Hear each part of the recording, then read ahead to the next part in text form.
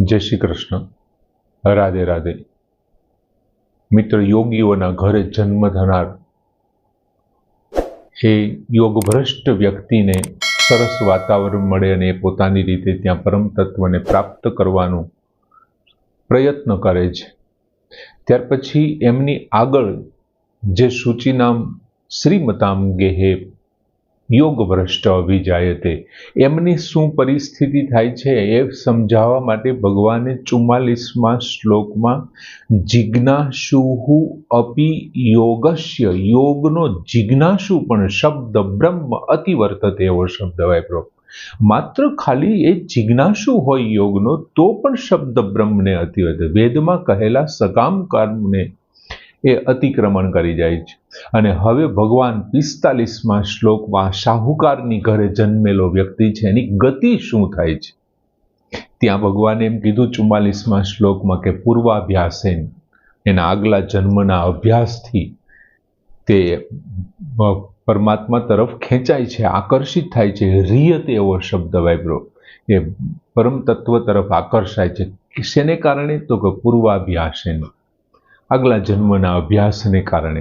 अने हवे हवे शुं वात करे छे तो के प्रयत्नात यतमानः तु योगी संशुद्ध किल्बिषः अनेक जन्म संसिद्धि संसिद्धः ततः याति पराम गति। अनेक जन्म संसिद्धः ततः याति पराम गतिम। ततः एटले पछी पराम गतिम याति, परम गति ने प्राप्त करे छे। पछी ते परम गति ने प्राप्त करे छे, पण पछी एटले क्यारे? प्रयत्नात यतमानः तु योगी संशुद्ध किल विषय। तू एटले परंतु, योगी एटले जे योगी, परंतु जे योगी प्रयत्नात प्रयत्न पूर्वक यतमानः अभ्यास करे छे। प्रयत्नात यतमानः तु योगी, परंतु जे योगी प्रयत्न पूर्वक अभ्यास करे छे। पछी शब्द वापरो संशुद्ध किल्बिषः, जेना पापो नष्ट थई गया छे। एक काम शुं करवानुं तो के प्रयत्नात यतमानः तु योगी, जे योगी प्रयत्न पूर्वक अभ्यास करे छे एमने कारणे शुं थाय छे तो के संशुद्ध किल्बिषे, अने जेमना पापो नष्ट थई गया छे। अने हवे त्रीजी बाबत शुं के छे तो के अनेक जन्म संसिद्धः, पाछळना जे अनेक जन्मोथी सिद्ध थयो छे। अनेक जन्म संसिद्धः, जे पाछला अनेक जन्मोथी सिद्ध थयो छे ते ततः याति परमाम गति, पछी ते परम गति ने प्राप्त करे छे। आ त्रण बाबत थई जाय ने तो ए परम गति ने प्राप्त करे छे। आपणे जोयुं तु के योग भ्रष्ट थयेलो व्यक्ति, जे व्यक्ति योगात चलितः मानसः अने अप्राप्य योग संसिद्धि, जे अंतिम समये योगमांथी चलित थयो छे, ए अंतिम समये चलित थयेलो योगी, योगमांथी चलित थवा वाळो माणस जो सांसारिक भोग वासनाओ सहित न होय तो ए स्वर्गमां लांबा वर्षो सुधी, घणा वर्षो सुधी रही अने सूचीनाम श्रीमताम गेहे अभिजायते। अने जो ए वैराग्यवान होय तो ए कोई एवा योगीओने, जीवन मुक्त योगीओनी घरे जन्मे छे अने पोताना ए प्रवाहने ततः भूयः पुनः प्राप्य, पछी ए फरीथी प्राप्त करवा माटे ए एमां लागी जाय छे। हवे वैराग्यवान व्यक्ति एमने मळेला वातावरण, एमनुं जे वायुमंडल छे, एमनो संग छे, विविध प्रकारनी प्रयुक्तिओ छे, एमने कारणे बहु सरळताथी परमात्माने प्राप्त करी ले छे। अने हवे जे श्रीमंतनी घरे जन्मो छे, ए श्रीमंतनी घरे व्यक्ति जे जन्मो छे ए केवी रीते प्राप्त करे छे, भगवान एनुं वर्णन करे छे। एमां पहेलो અહીં शब्द तू योगी, तू शब्द आपेलो छे। हवे ए तू शब्दनो तात्पर्य ए थाय કે ભગવાને આમની પહેલા પૂર્વ શ્લોકમાં એવું કીધું કે જિજ્ઞાસુહુ અપી યોગસ્ય, યોગ કરવા વાળો નહીં, યોગમાં પ્રવૃત્ત છે એ પણ નહીં, યોગમાંથી ભ્રષ્ટ થયો છે નહીં, ખાલી યોગની ઈચ્છા કરીને એ વ્યક્તિ પણ સકામ કર્મોથી દૂર થઈ જાય છે. તો પછી આની તો વાત જ ક્યાં કરવાની? યોગ ભ્રષ્ટનું તો પૂછવું જ શું? એ સિદ્ધ કરવા માટે, એ વસ્તુ બતાવવા માટે ભગવાને એ તું શબ્દ આપ્યો છે, એવું તાત્પર્ય છે એનું. અને પછીનો શબ્દ આપ્યો છે યોગી.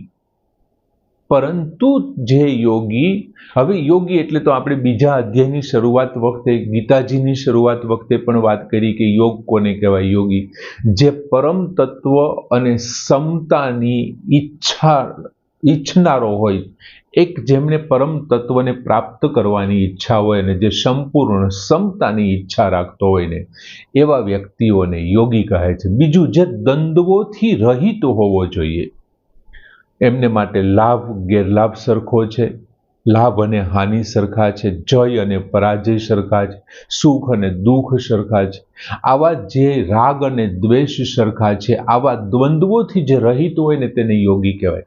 દ્વંદ્વોથી રહિત પરમ તત્વ અને સમતાને ઈચ્છનારો હોય એ યોગી છે. હવે એ યોગી વિશે શું વાત કર્યું? તો કે પ્રયત્નાત યતમાનઃ, પ્રયત્નપૂર્વક. હવે એટલે પ્રયત્નપૂર્વક એવું શું કામ કીધું? તો કે પ્રયત્નપૂર્વક એટલે પરમાત્મા તરફ એમની જે ઉત્સાહ છે, પરમાત્માને પ્રાપ્ત કરવા માટેની ઉત્સાહ છે, એમને જે પરમાત્માને પ્રાપ્ત કરવાની ઉત્કંઠા છે, એ આવી જગ્યાએ એમની અંદર જે પૂર્વાભ્યાસ થયો છે ને, એમને આગલા જન્મમાં જે મનુષ્ય અવતાર હતો ત્યારે એમણે જે પૂર્વાભ્યાસ કર્યો છે, એ પરમાત્માને પ્રાપ્ત કરવાનો ઉત્સાહ, ઉત્કંઠા એ દિવસે ને દિવસે વધતી જાય છે. અને પ્રયત્નપૂર્વક એટલું શું? તો કે પ્રયત્ન કરતો જ જાય છે પરમાત્મા તરફ આકર્ષાણો. આગળના શ્લોકમાં કીધું રિયતે, એ પરમાત્મા તરફ આકર્ષાય છે અને એ આકર્ષાવાને કારણે પરમાત્મા તરફ દિવસે ને દિવસે આગળ ને આગળ વધતો જ જશે. અને જેમ દિવસે ને દિવસે આગળ વધતો જશે ને, એટલે ધ્યાન રાખશે કે મેં જે પહેલા જન્મમાં ભૂલ કરી હતી ને, એવી ભૂલ આ વખતે ન થાય. એટલે ભગવાને શબ્દ વાપર્યો પ્રયત્નાત, પ્રયત્નપૂર્વક ધ્યાન રાખીને બેઠો છે કે પહેલા કરેલી ભૂલ, પહેલા શું ભૂલ થતી? તો કે યોગાત ચલિત માનસઃ, અને એમને કારણે મને અપ્રાપ્ય યોગ સંસિદ્ધિ, યોગમાંથી ચલિત થવાને કારણે આ વખતે ગમે તેમ થાય હું ભૂલ નહીં કરું. જેમ ભરત મુનિએ ભૂલ કરી અને હરણના બચ્ચામાં પોતાનો જીવ રાખ્યો અને પછી જળ ભરત તરીકે રહ્યા. ગમે એમ થાય, આ વખતે કોઈની અંદર મોહિત નથી થવું. એમ પ્રયત્નપૂર્વક શબ્દ આપ્યો, પ્રયત્નપૂર્વક. પછી શું પ્રયત્નપૂર્વક? તો કે યતમાન, અભ્યાસ કરે છે, ધ્યાન રાખે છે, સતત અભ્યાસ કરે છે. હવે પૂર્વાભ્યાસને કારણે શું થાય છે? પૂર્વાભ્યાસને કારણે એમનું અંતઃકરણ, એમનો અંતરાત્મા છે એ પરમાત્મા તરફ ખેંચાય છે. પૂર્વાભ્યાસેન હિ હિરિયતે, એવું પૂર્વ શ્લોકમાં આપ્યું ભગવાને. પૂર્વાભ્યાસને કારણે એ અંતરાત્માને એ બધું જે એમનું છે બધું પરમાત્મા તરફ ખેંચાય છે. બીજું, વર્ષો સુધી એ સ્વર્ગના સુખ એમણે જોયા છે. વર્ષો સુધી એ સુખ પ્રત્યે ભલે એમણે અરુચિ રાખી હોય. બીજું, અત્યારની સાંપ્રત પરિસ્થિતિ શું છે? તો કે શાહુકાર વ્યક્તિની ઘેરે જન્મો છે. શ્રીમતામ ગેહે. હવે શ્રીમતામ ગેહે છે એટલે અહીંયા ગાડી, બંગલો, વસ્તુ, ચીજ, આ તે બધું જ હશે. XYZ એ માગે તે બધું એમને હશે. કેમ કે શાહુકારની ઘરે જન્મો છે. આ માગે તે વસ્તુ છે એ પરિસ્થિતિ, સાંપ્રત પરિસ્થિતિ એમને કોના તરફ ખેંચે છે? સંસાર તરફ. એમના પૂર્વ જન્મનો અભ્યાસ એમને કઈ બાજુ ખેંચે છે? પરમાત્મા તરફ. આમ બે સામ સામે પરમાત્મા અને એ બંને બાજુ ખેંચે છે. કેમ? હવે જો આ પરમાત્માને, તો પછી એ થાય છે શું? તો કે પ્રયત્નાર્થ, જો ઈ વ્યક્તિ પ્રયત્ન કરશે એમનું મન અને ઇન્દ્રિયોને અંતઃકરણ કોની બાજુ જઈ રહ્યું છે? તો કે પરાણે વિષયો બાજુ જઈ રહ્યા છે. શેમાં જઈ રહ્યા છે? વિષયો બાજુ. ઇન્દ્રિયો, ઇન્દ્રિયસ્ય, ઇન્દ્રિયાર્થે, વિષય, ઇન્દ્રિયસ્યાર્થે, એવો શબ્દ આપણે 5મા અધ્યાયમાં જોયો હતો કે ઇન્દ્રિયો ઇન્દ્રિયોના વિષયોમાં જઈ રહ્યા છે. હવે એમને કારણે શું થાય છે? સંસાર તરફ ખેંચે છે. પણ આ છે પ્રયત્નપૂર્વક ભોગનો ત્યાગ કરી દે. ગમે તેમ થાય, મારે ભોગ બાજુ નથી જવું. આમની પેલા સેજ અમથો સાંસારિક ભોગ બાજુ ગયો અને મને યોગ અપ્રાપ્ય, યોગ સંસિદ્ધિ અપ્રાપ્ય, મને યોગ પ્રાપ્ત ન થયો. એટલે આ વખતે તો નથી જ જવું એવું નક્કી કરી નાખે છે ને, ત્યારે શું થાય છે? ઝડપથી એના પૂર્વ જન્મના અભ્યાસને કારણે એ ઝડપથી પરમાત્મા બાજુ છે એ પ્રયાણ કરશે, પરમાત્મા તરફ જશે. ભગવાને આમની પહેલાના શ્લોકમાં બહુ સરસ વાત કરી કે જિજ્ઞાસુહુ અપી યોગસ્ય શબ્દ બ્રહ્મ અતિવર્તતે. માત્ર ખાલી યોગનો જિજ્ઞાસુ હોય ને તો પણ એ વેદોના કહેલા સકામ શબ્દ બ્રહ્મને પેલે પાર જતો રહે છે ને ઓળંગી જાય. તો અહીંયા તો યાર યોગ ભ્રષ્ટ વ્યક્તિ છે. એ તો એના પૂર્વ જન્મના અભ્યાસને કારણે ગમે તેમ કરીને પરમાત્મા બાજુ જશે. પછીનો શબ્દ વાપરો છે સંશુદ્ધ કિલ્બિષ. સંશુદ્ધ કિલ્બિષ, જેના પાપો નષ્ટ થઈ ગયા છે. હવે એવો જે વ્યક્તિ છે પૂર્વાભ્યાસને કારણે એમને બધી ખબર છે કે ક્રિયાઓમાંથી કેવી રીતે નિવૃત્ત થવાય. કેમ કે આગળ એને કર્યું છે ને, ત્યારે તે યોગમાં ગયો તો અંતિમ સમયે કોઈ કારણોસર એ ભ્રષ્ટ થયો છે, બાકી ત્યાં સુધી તો પહોંચી ગયો છે. એટલે અંતઃકરણના એમના જે કાંઈ દોષ છે, એના પાપો છે, નષ્ટ થઈ ગયા છે. એમના હૈયામાં જે કાંઈ ભોગ ભોગવવાની ઈચ્છા છે, ભોગ ભોગવવા માટે કોઈ પદાર્થ કે વસ્તુને સંગ્રહ કરવાની ઈચ્છા છે, સમાજની અંદર સારા કામ કરીને માન, મોટાઈ, બડાઈ આ બધું પ્રાપ્ત કરવાનું જે કાંઈ ઈચ્છા છે બધું દૂર થઈ ગયું છે. એટલે દૂર થઈ ગયું છે એટલે સંશુદ્ધ કિલ્બિષ, એના સંપૂર્ણ પાપ છે એ નાશ પામ્યા છે, નષ્ટ થઈ ગયા છે. પછી ભગવાન વાત કરે છે અનેક જન્મ સંસિદ્ધ, અનેક જન્મ, અનેક જન્મોથી સિદ્ધ થયેલો. અનેક જન્મોથી સિદ્ધ થયેલો એટલે શું? હવે અનેકનો અર્થ એટલે શું?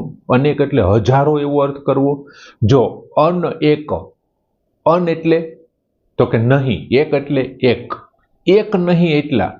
2 જન્મ હોય ને તોય હાલે, તોય આપણે એને અનેક જ કહેવાય. મારે 2 દીકરા છે ને હું એમ કહું મારે અનેક દીકરા છે તો હું જરીય ખોટો નથી, કેમ કે મારે એક નથી, એને અનેક કહેવાય. એક નથી એટલા, એટલે અનેક. હવે ભગવાને કીધું અનેક જન્મ સંસિદ્ધિ, અનેક જન્મોથી સિદ્ધ થયો છે. હવે મનુષ્ય જન્મ એમનો જ્યારે પહેલો હતો, પહેલો મનુષ્ય જન્મ હતો, અને એમણે શું કર્યું તો કે પહેલા મનુષ્ય જન્મમાં એણે પેલા કર્મોને સમજ્યા, કર્મોના ફળને સમજ્યા, પછી એને છોડવાનો પ્રયત્ન કર્યો. ધીમે ધીમે યોગમાં આગળ વધ્યો અને યોગમાં અંત સુધી પહોંચ્યો ને કોઈ કારણોસર ત્યાંથી એ ભ્રષ્ટ થયો. હવે યોગ સુધી તો પહોંચી ગયો કે નહીં? અંતિમ સમયે ભ્રષ્ટ થયો તો એ પહેલા જન્મમાં એ શુદ્ધ થયો કે નહીં? અનેક જન્મ સંસિદ્ધ એટલે પહેલા જન્મમાં એ શુદ્ધિ થઈ. પછી શું થયું તો કે પછી યોગ ભ્રષ્ટ થયો. પછી એ ક્યાં ગયો તો કે ત્યાંથી એ સ્વર્ગમાં ગયો. પુણ્યકૃતાન લોકાન પ્રાપ્ત, એમણે પુણ્યશાળીઓના લોકને પ્રાપ્ત કર્યો. ત્યાં એણે શું કર્યું તો કે ત્યાં સ્વર્ગના સુખો કોઈ ભોગવા જ નહીં. એણે સ્વર્ગના દરેક સુખો અને ભોગો પ્રત્યે અરુચિ દાખવી. તો ત્યાં પણ એ શુદ્ધ થયો. એ બીજી વખત પાછો શુદ્ધ થયો. સ્વર્ગનો જન્મ જેનું સૂક્ષ્મ શરીરે લીધું, અનંત વર્ષો સુધી ત્યાં એમણે શુદ્ધિ પ્રાપ્ત કરી. પછી એની હાલત શું થઈ? પછી શ્રીમંતામ ગેહે, શ્રીમંતા ગેહે એટલે કે સાહુકાર વ્યક્તિઓના ઘેરે એમનો જન્મ થયો. અને ત્યાં એમણે તત્પરતાપૂર્વક શું કર્યું તો કે તત્પરતાપૂર્વક એમના પૂર્વાભ્યાસને કારણે એ પરમાત્મા તરફ આકર્ષાણો અને એમનામાં લીન થયો. આ ત્રીજી વખત શુદ્ધ થયો. આમ અનેક જન્મોથી તે શુદ્ધ થતો આવ્યો છે. હવે મિત્રો અનેક જન્મથી પછી શું થાય છે? અનેક જન્મ સંસિદ્ધિ. પછી ભગવાને એમનું ફળ બતાવ્યું. કે તતઃ યાતિ પરામ ગતિમ. તતઃ એટલે પછી, પરામ એટલે પરમ, ગતિમ એટલે ગતિને, યાતિ એટલે પામે છે, પ્રાપ્ત કરે છે, પછી તે પરમ ગતિને પામે છે. જેને બ્રાહ્મી સ્થિતિ બીજા અધ્યાયમાં કીધું હતું, જેને નૈષ્ઠિક શાંતિ કીધું હતું, એમાં પરામ ગતિ છે, પરામ ગતિને પામે.